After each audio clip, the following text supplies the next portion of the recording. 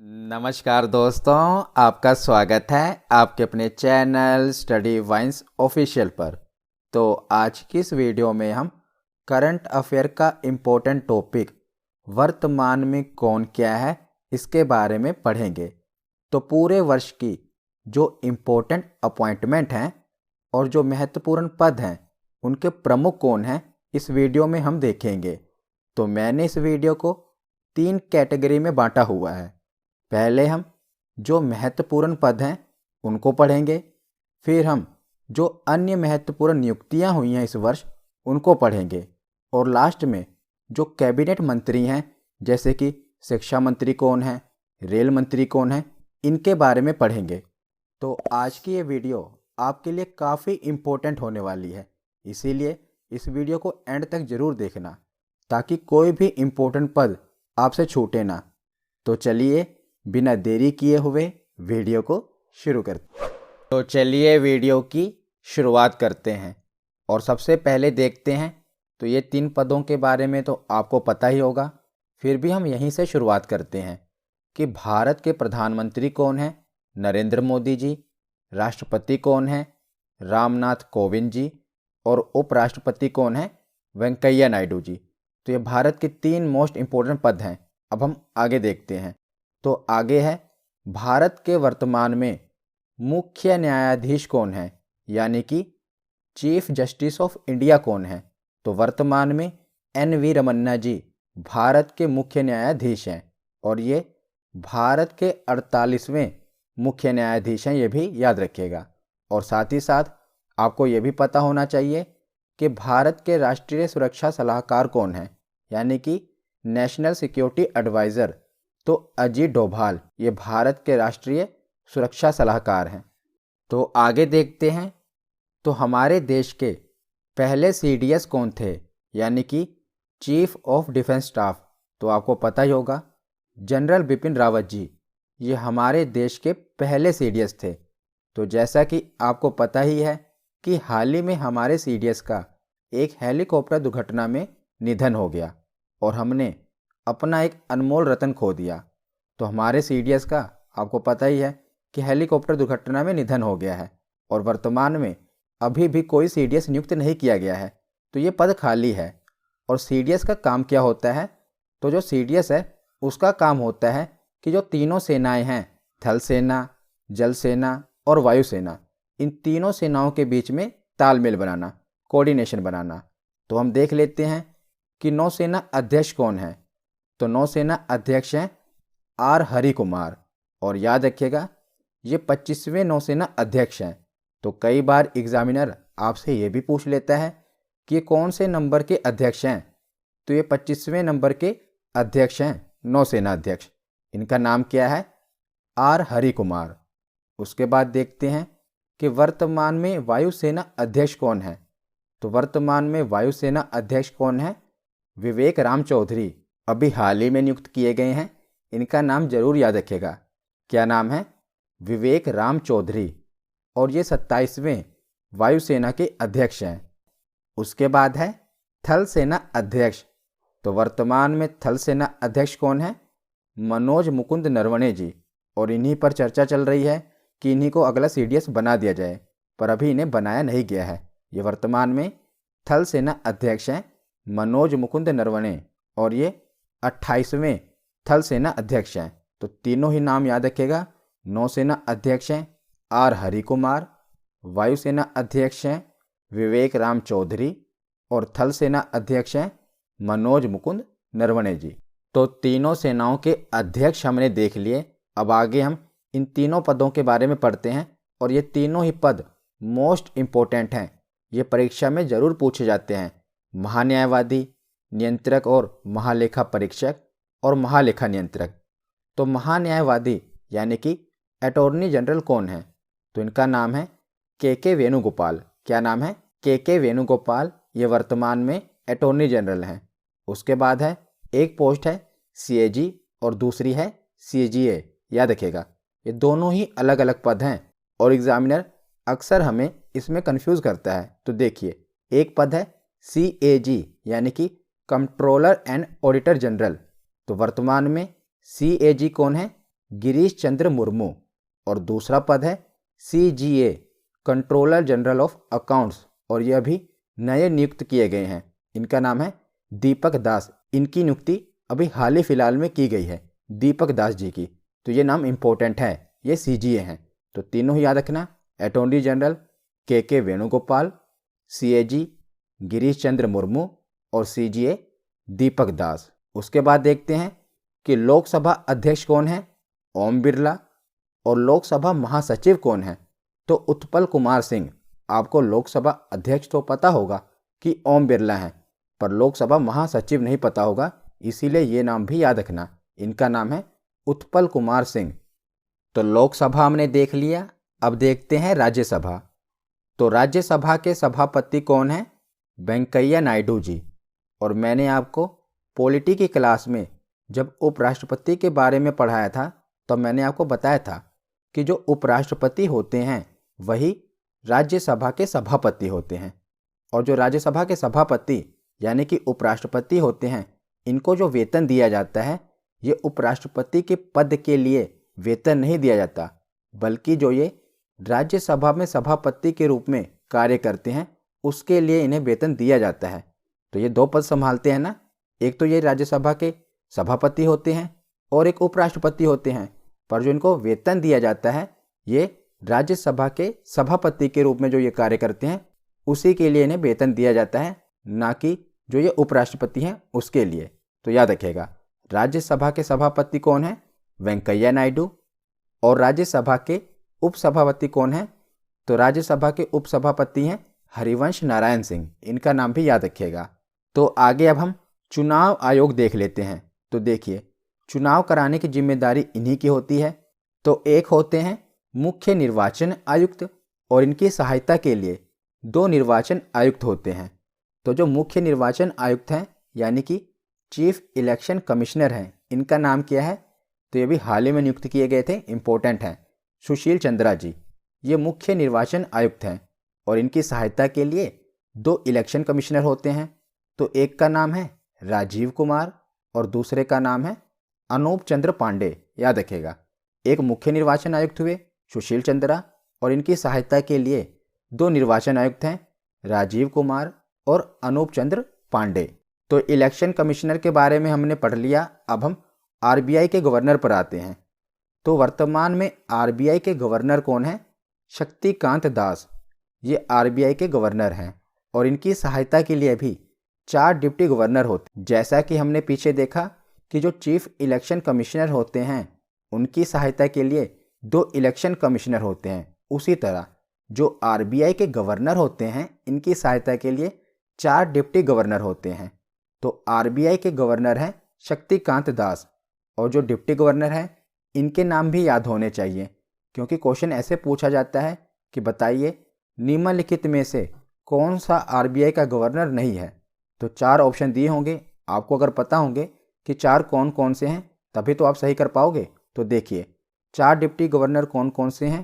पहले हैं MK जैन, दूसरे हैं M राजेश्वर राव, तीसरे हैं डॉक्टर MD पात्रा, और चौथे हैं T रविशंकर। तो अगर आप गौर से देखेंगे तो 4 डिप्टी गवर्नर में से जो 3 डिप्टी गवर्नर हैं इनके नाम की शुरुआत M से हो रही है, जैसे MK जैन M से शुरू हो रहे हैं, M राजेश्वर राव इनके नाम की शुरुआत भी M से हो रही है, MD पात्रा इनके नाम की शुरुआत भी M से हो रही है, T रविशंकर इन्हीं का नाम अलग है और ये हाल ही में नियुक्त भी किए गए हैं। तो बाकी 3 तो आप रिलेट भी कर पाएंगे ना कि जो डिप्टी गवर्नर हैं इनकी शुरुआत M से ही हो रही है, और जो ये T रविशंकर हैं इनके बारे में याद कर लेना, और इनकी नियुक्ति अभी हाल ही फिलहाल में हुई है। तो गवर्नर कौन है, शक्तिकांत दास। और जो RBI है इसकी स्थापना कब हुई थी, तो RBI की स्थापना 1 अप्रैल 1935 में हुई थी, और इसका मुख्यालय कहाँ पर है, तो इसका मुख्यालय है मुंबई, जो कि महाराष्ट्र में है। तो RBI के बाद हम नासा, DRDO और इसरो, इन तीनों को एक साथ पढ़ लेते हैं। तो पहले देखते हैं नासा। नासा की फुल फॉर्म क्या है, national aeronautics and space administration. तो ये नासा की फुल फॉर्म है। और नासा की स्थापना कब हुई थी, तो नासा की स्थापना हुई थी 1958 में, और इसका मुख्यालय कहाँ पर है, वाशिंगटन डीसी। और वर्तमान में नासा के नए अध्यक्ष बनाए गए हैं। तो इनका नाम क्या है? Bill Nelson. ये नए अध्यक्ष बनाए गए हैं, इनका नाम जरूर नोट कर लेना, ये एग्जाम में जरूर पूछा जाएगा कि नासा के नए अध्यक्ष कौन बनाए गए हैं। इनका नाम है बिल नेल्सन। तो नासा के बारे में हमने देख लिया। अब देखते हैं डीआरडीओ के बारे में। तो डीआरडीओ की फुल फॉर्म क्या है? Defence research and development organisation. और डीआरडीओ की स्थापना कब हुई थी? तो जब नासा की स्थापना हुई थी तब भारत में डीआरडीओ की स्थापना हुई थी। याद रखिएगा, नासा की स्थापना भी 1958 में हुई और डीआरडीओ की स्थापना भी 1958 में हुई। तो दोनों को रिलेट कर लेना कि जब नासा की स्थापना हुई तभी डीआरडीओ की स्थापना हुई। और डीआरडीओ का मुख्यालय कहाँ पर है? तो नई दिल्ली में है। और वर्तमान में डीआरडीओ के अध्यक्ष कौन है? तो जी सतीश रेड्डी, ये वर्तमान में डीआरडीओ के अध्यक्ष हैं। तो डीआरडीओ के बाद देखते हैं इसरो। तो इसरो की फुल फॉर्म है इंडियन स्पेस रिसर्च ऑर्गेनाइजेशन। और इसरो की स्थापना कब हुई थी? 1969 में। इसका मुख्यालय कहाँ पर है? बेंगलोर, कर्नाटक में। और इसरो के अध्यक्ष कौन है? तो के सिवन इसके अध्यक्ष हैं। तो तीनों ही आपको पता होने चाहिए, नासा, डीआरडीओ और इसरो। इनकी स्थापना भी पता होनी चाहिए। तो नासा और डीआरडीओ की स्थापना तो एक ही साथ हुई 1958 में, और इसके 11 साल बाद इसरो की स्थापना हुई 1969 में। अब हम आगे देखते हैं। तो आगे देखते हैं कि वर्तमान में यूपीएससी के अध्यक्ष कौन हैं। तो यूपीएससी के अध्यक्ष हैं प्रदीप कुमार जोशी। तो यूपीएससी के बाद देखते हैं फिक्की। तो फिक्की के अध्यक्ष कौन हैं? फिक्की की फुल फॉर्म होती है federation of Indian chambers of commerce and industry. और वर्तमान में फिक्की के अध्यक्ष हैं संजीव मेहता। इनकी नियुक्ति अभी हाल ही में की गई है, इसीलिए नाम जरूर नोट कर लेना। क्या नाम है? संजीव मेहता, ये फिक्की के अध्यक्ष हैं। तो जितने महत्वपूर्ण पद थे वो हमने पढ़ लिए। अब हम जो अन्य महत्वपूर्ण नियुक्तियां हैं वो देख लेते हैं। तो हाल ही में राष्ट्रीय सुरक्षा गार्ड, नेशनल सिक्योरिटी गार्ड के महानिदेशक के रूप में किसे नियुक्त किया गया है? तो M.A. गणपति जी को राष्ट्रीय सुरक्षा गार्ड के महानिदेशक के रूप में नियुक्त किया गया है। उसके बाद है कि हाल ही में फूड कॉरपोरेशन ऑफ इंडिया यानी कि FCI का CMD किसे नियुक्त किया गया है? तो अतीश चंद्र जी को FCI का CMD नियुक्त किया गया है। UIDAI जो आधार कार्ड वाली संस्था है ना, इसके CEO के रूप में किसे नियुक्त किया गया है? तो नए CEO बने हैं UIDAI के, तो ये इम्पोर्टेंट है। इनका नाम है सौरभ गर्ग, याद रखिएगा। उसके बाद है कि हाल ही में NCC नेशनल कैडेट कोर्प के महानिदेशक कौन बने हैं? तो हाल ही में NCC के महानिदेशक कौन बने हैं? Lieutenant general Gurbir Pal Singh ji. ये अभी हाल ही में नियुक्ति हुई है, वेरी वेरी इंपॉर्टेंट, याद रखिएगा। NCC के महानिदेशक कौन बने हैं? Lieutenant general Gurbir Pal Singh. उसके बाद है कि राष्ट्रीय अल्पसंख्यक आयोग नेशनल कमीशन फॉर माइनॉरिटीज़ के अध्यक्ष कौन बनाए गए हैं? तो अभी हाल ही में इकबाल सिंह लालपुरा को राष्ट्रीय अल्पसंख्यक आयोग का अध्यक्ष बनाया गया है। क्या नाम है? इकबाल सिंह लालपुरा। उसके बाद है कि हाल ही में इजराइल के प्रधानमंत्री कौन बने हैं? तो पहले इजराइल के प्रधानमंत्री कौन थे? तो पहले थे बेंजामिन नेतन्याहू, पर हाल ही में नफ्ताली बेनेट को इजराइल का प्रधानमंत्री बनाया गया है। तो इम्पोर्टेंट प्रश्न है। उसके बाद है कि हाल ही में national highway authority of India NHAI का अध्यक्ष किसे नियुक्त किया गया है? तो जो हाईवेज का निर्माण करती है ना संस्था NHAI, इसके अध्यक्ष के रूप में किसे नियुक्त किया गया है? तो अलका उपाध्याय को NHAI का अध्यक्ष नियुक्त किया गया है। ये भी इम्पोर्टेंट अपॉइंटमेंट है। उसके बाद है कि हाल ही में राष्ट्रीय मानव अधिकार आयोग के अध्यक्ष के रूप में किसे नियुक्त किया गया है? तो राष्ट्रीय मानव अधिकार आयोग के अध्यक्ष के रूप में अरुण कुमार मिश्रा को नियुक्त किया गया है, याद रखिएगा। उसके बाद है कि किसे विश्व व्यापार संगठन यानी कि वर्ल्ड ट्रेड ऑर्गेनाइजेशन का नया महानिदेशक नियुक्त किया गया है? तो मोस्ट इंपॉर्टेंट क्वेश्चन है ये भी। वर्ल्ड ट्रेड ऑर्गेनाइजेशन का नया महानिदेशक के रूप में एनगोजी ओकोंजो इवेला को नियुक्त किया गया है। तो थोड़ा नाम अजीब सा है, पर आप याद रखिएगा कि इवेला को WTO का महानिदेशक नियुक्त किया गया है। और वर्ल्ड ट्रेड ऑर्गेनाइजेशन की स्थापना कब हुई थी? 1995 में। और इसका मुख्यालय कहाँ पर है? तो वर्ल्ड ट्रेड ऑर्गेनाइजेशन का मुख्यालय है स्विट्जरलैंड, जो कि जिनेवा में है।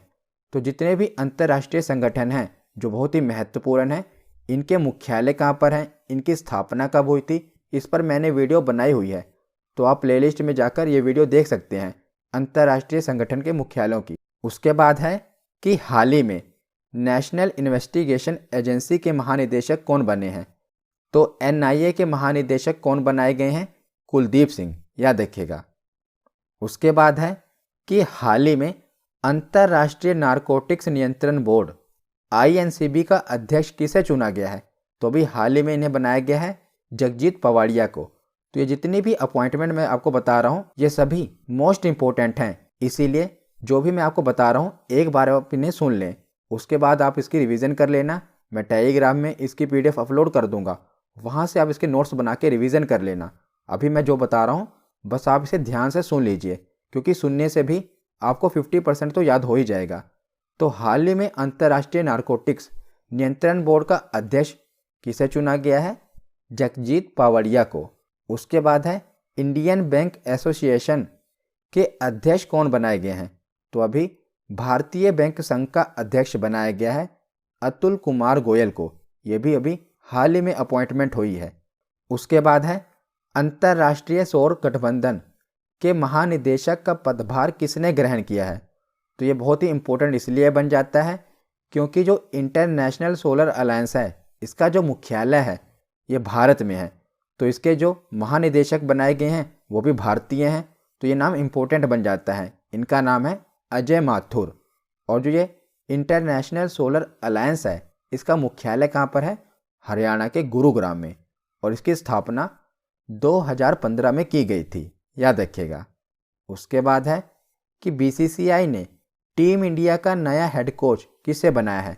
तो अभी BCCI ने राहुल द्रविड़ को टीम इंडिया का नया हेड कोच बनाया है, ये तो आपको पता ही होगा। उसके बाद है कि भारतीय अंतरिक्ष संघ यानी कि इंडियन स्पेस एसोसिएशन के पहले अध्यक्ष कौन बनाए गए हैं?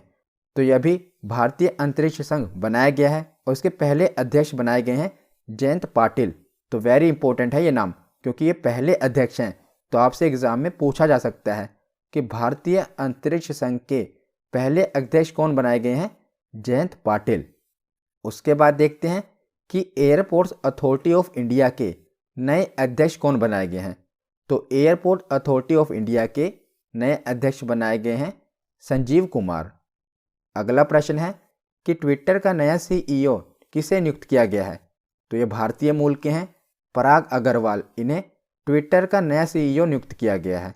और इसी के साथ ये भी याद रखना कि अमेजॉन कंपनी का नया CEO किसे बनाया गया है? तो अमेजॉन कंपनी का नया CEO किसे बनाया गया है? एंडी जेसी को। कौन है? Andy Jassy.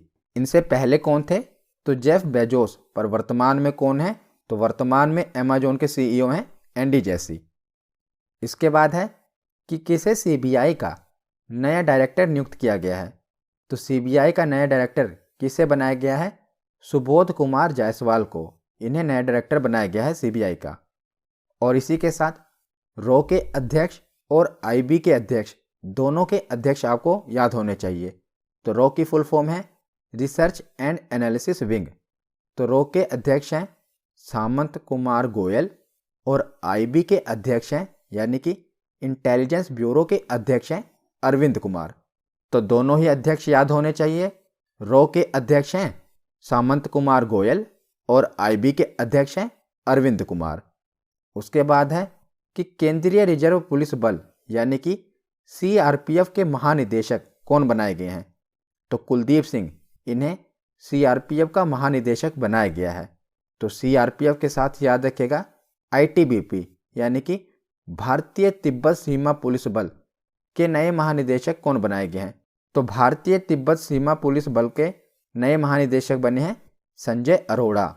और CRPF के नए महानिदेशक कौन बने हैं? कुलदीप सिंह। तो इसके बाद अगली अपॉइंटमेंट देखते हैं कि हाल ही में steel authority of India limited यानी कि सेल के नए अध्यक्ष का पदभार किसने ग्रहण किया है? तो सोमा मंडल ने सेल का नया अध्यक्ष के पदभार ग्रहण किया है। और steel authority of India limited का मुख्यालय कहाँ पर है? नई दिल्ली में। और इसकी स्थापना कब हुई थी? 19 जनवरी 1954 को। और वह अध्यक्ष का पद संभालने वाली इस निकाय की पहली महिला प्रमुख हैं। इसीलिए प्रश्न और भी इम्पोर्टेंट बन जाता है, क्योंकि ये पहली महिला प्रमुख हैं, इसीलिए इम्पोर्टेंट है। और रेलवे बोर्ड का नया अध्यक्ष और सीईओ किसे नियुक्त किया गया है? तो रेलवे बोर्ड का नया अध्यक्ष और सीईओ सुनीत शर्मा को नियुक्त किया गया है। उसके बाद है नेशनल स्कूल ऑफ ड्रामा का नया चेयरमैन किसे बनाया गया है? तो नेशनल स्कूल ऑफ ड्रामा का नया चेयरमैन बनाया गया है परेश रावल को। उसके बाद है नाडा। नाडा यानी कि नेशनल एंटी डोपिंग एजेंसी, इसके नए महानिदेशक कौन बने हैं? तो नाडा के नए महानिदेशक बने हैं सिद्धार्थ सिंह लौंगजाम। कौन बने हैं? सिद्धार्थ सिंह लौंगजाम। और नाडा का मुख्यालय कहाँ पर है? नई दिल्ली में ही है। और नाडा की स्थापना कब हुई थी? तो नाडा की स्थापना हुई थी 24 नवंबर 2005 को। तो हमने महत्वपूर्ण पद और जो अन्य महत्वपूर्ण नियुक्तियां हुई थी उनके अध्यक्ष का नाम पढ़ लिया। अब हम जो कैबिनेट मंत्री हैं इनका नाम भी याद कर लेते हैं, क्योंकि ये भी एग्जाम में पूछे जाते हैं। तो सबसे पहले देखते हैं कि रक्षा मंत्री कौन है। तो आपको पता ही होगा, राजनाथ सिंह जी, ये हमारे भारत के रक्षा मंत्री हैं। उसके बाद है कि गृह मंत्री, तो अमित शाह, ये गृह मंत्री भी हैं और इन्हें सहकारिता मंत्री भी बनाया गया है, अमित शाह जी को। उसके बाद है सड़क परिवहन और राजमार्ग मंत्री कौन है? तो नितिन गडकरी जी, ये इंपॉर्टेंट नाम है, याद रखिएगा। तो सड़क परिवहन मंत्री कौन है? नितिन गडकरी जी। और इनका नाम भी याद रखना आसान है। तो ये मंत्री कौन से हैं? सड़क मंत्री हैं, सड़क। और इनके नाम के पीछे क्या है? गड़क। गडकरी है ना, गड़क, सड़क, रिलेट हो रहा है, तो आप रिलेट करके नाम याद रख सकते हैं। उसके बाद है वित्त मंत्री, यानी कि फाइनेंस मिनिस्टर।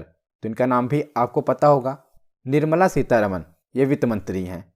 उसके बाद है कृषि एवं किसान कल्याण मंत्री, तो नरेंद्र सिंह तोमर, वेरी इंपॉर्टेंट नाम है, याद रखिएगा, क्योंकि अभी किसानों का मुद्दा चल रहा है, इसीलिए इनका नाम याद रखना आपके लिए इंपॉर्टेंट है।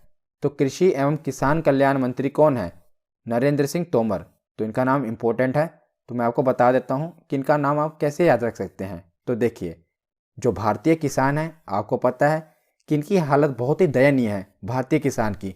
और आए दिन आप न्यूज़ में सुनते होंगे कि किसान ने सूखे के कारण या तो कर्ज के बोझ के तले दबकर आत्महत्या कर दी। और जो नरेंद्र सिंह तोमर है, इनके नाम के पीछे क्या है? मर।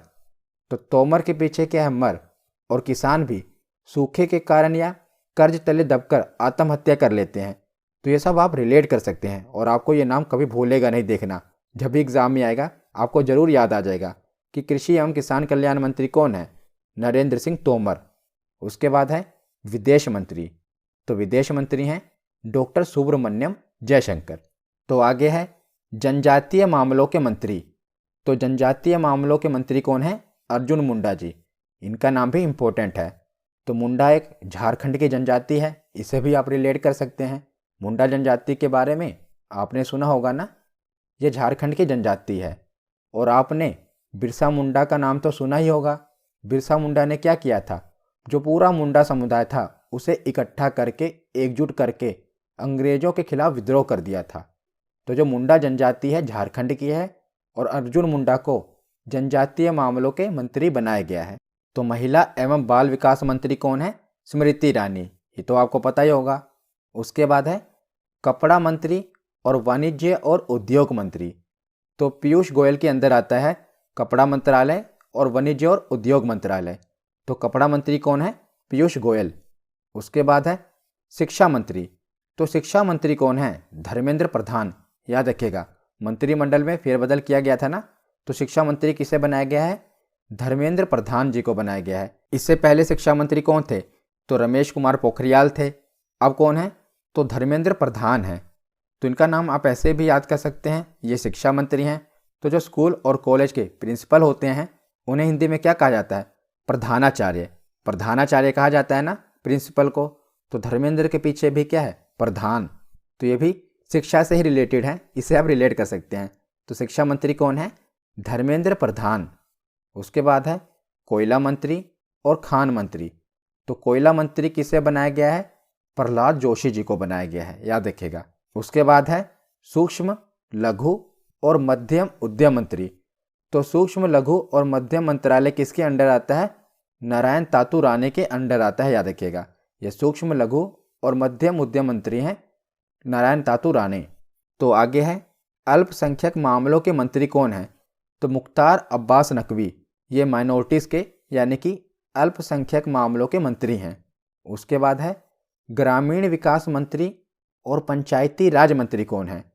तो गिरिराज सिंह, ये ग्रामीण विकास मंत्री और पंचायती राज मंत्री हैं।